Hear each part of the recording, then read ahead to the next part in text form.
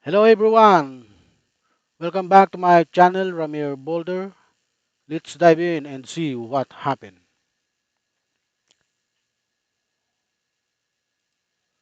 Breaking news, uh, retired AFP at PNP officer na nawagan ng agarang pagbibitiw ni Romualdez bilang speaker. Ito po mga kababayan, ayon po sa balita, breaking news, retired AFP at PNP officer na nawagan ng agarang pagbibitiw ni Romualdez bilang speaker.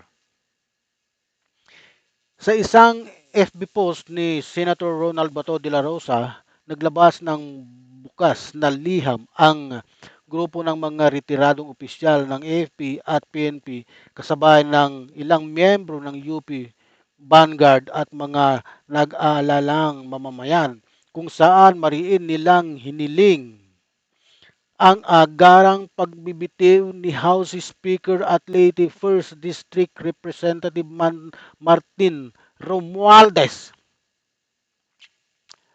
Sa kanilang pahayag, inakusahan nila si Romualdez na walang malasakit sa lumulubong utang ng bansa na umabot na sa 15.589 trilyong halaga,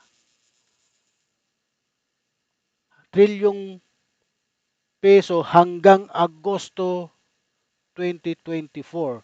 Ayon sa kanila, pinilit pa rin umano nitong isulong ang 6.352 trilyong pambansang budget para sa 2025 kahit na 4.64 trilyon lamang ang inaasahang kita ng gobyerno na nagbubunga ng 1.712 trilyong deficit. Bukod dito, iginiit nilang nilustay di umano ng leader ng Kamara ang 26.7 bilyong piso mula sa pondo ng DSWD, AKAP para sa umano'y huwad na People's Initiative na naglalayong baguhin ang konstitusyon. Kasama rin sa kanilang batikos ang umano'y pagkabigo ni Romualdez na supilin ang malawakang korupsyon sa gobyerno na kumakain ng halos 20% ng pambansang budget taon-taon. Giit nila, kung wala ang katiwalian, mas mataas pa sana ang budget para sa 2025 kaysa noong 2024. Binanggit din nila na ang hindi pagkilos ni Romualdez para alisin ang bansag na ang Kongreso ay pinakamalaking sindikato sa Pilipinas. Ayon sa BizNews Asia, dagdag pa rito, binusisi ng liham ang umano'y muli ay multi-milyong donasyon ni Romualdez sa Harvard University at ang mga ulat ng kanyang pagbili ng mga ari-arian na 20% na bahagi ng EEI na nagkakahalaga ng 1.25 billion.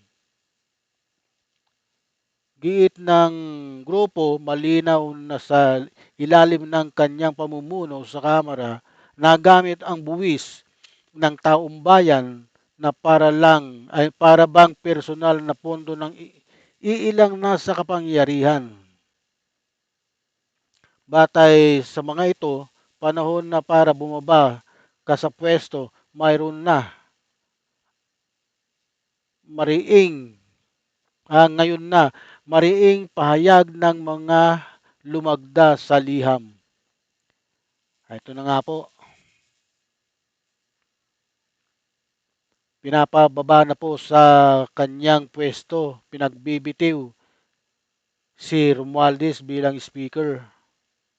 Kasi nga po, ang dahilan po niyan kung na Naalala niyo pa ang malawakang